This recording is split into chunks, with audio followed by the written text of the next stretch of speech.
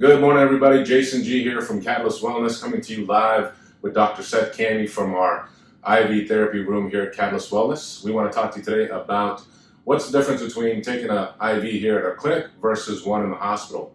And we have a few questions from our patients that we're going to go over. Dr. Candy's going to give us his professional medical opinion on what makes IV so valuable for your recovery and immunity and so forth. So, Dr. Candy, the first question that patients have is, what's the actual difference between getting an IV in the hospital versus getting one at our clinic? So good question. Most IVs in the hospital are done either for one, hydration, or two, to administer antibiotics. The main difference that we're doing in the clinic is that in a hospital setting, it's more for an acute situation, like an acute illness, whereas in the clinic, we're here doing it, we can do them for acute illnesses, which are very similar to what we do in the hospital, but really people are coming in to optimize more at a cellular level their nutrition and other aspects. So it's very similar. The difference is you can be way more comfortable here, way more friendly here about it, but there are situations where people have dental infections come in for IV antibiotics here, and we can easily do them in the clinic as well.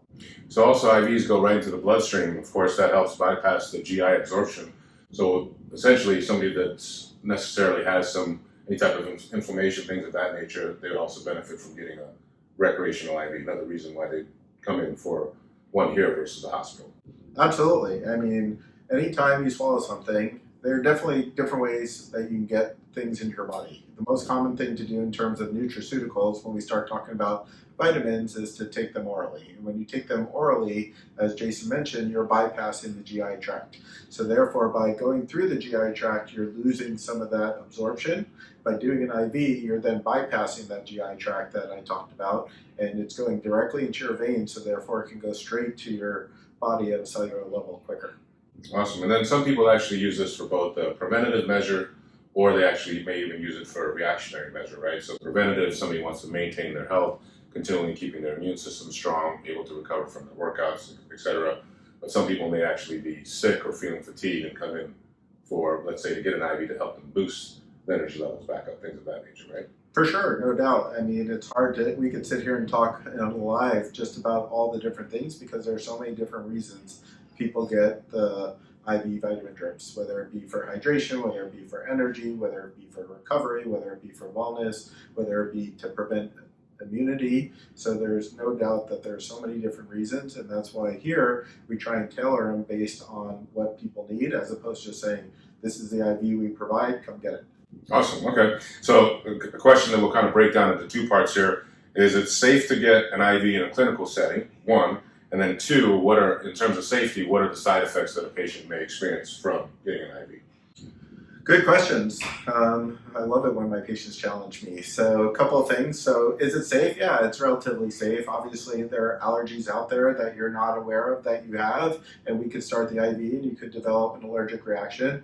But it's done under my supervision, and we have means in place and protocols in place to treat that should that happen.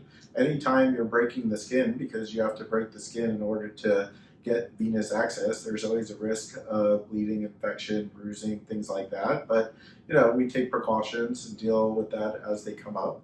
So in general, it's relatively safe. There's no such thing as toxicity in terms of these vitamin drips, so we can give you a large amount. And then the other piece of it is, should we give you something that you have a reaction to, you could always get it slower over a more period of time, or there are other measures to take to prevent that. So in general, it's relatively safe, but like with any medical procedure, there are always things that could come up. Okay, awesome. And then let's just cover the side effects as far as that goes. Anything specific other than what you mentioned, or talk about maybe what happens post insertion of the IV needle, right? Sometimes there's some redness or swelling or something like that goes down pretty quickly. Sure. So there could always be redness, swelling, some kind of flushing if it happened too fast.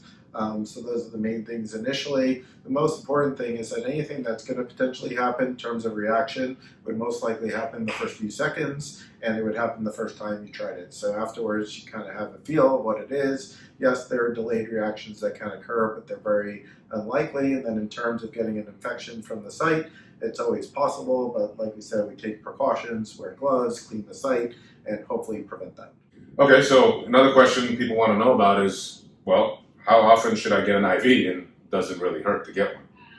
In general, I recommend trying it once a week for a month and kind of see how it makes you feel. You know, some people really swear by it and think it really makes a huge difference. Other people, they just notice slight things, and it comes down to a time, energy, and money calculation in terms of, do you have the time to come in? You know, how much is it is out of your day? We'll talk about in a little bit, I think, how long it takes. And then, you know, the cost is pretty reasonable, but at the same time, there's no question, it's always good to try. It definitely can't hurt you, so it's something I definitely recommend to people to give a shot.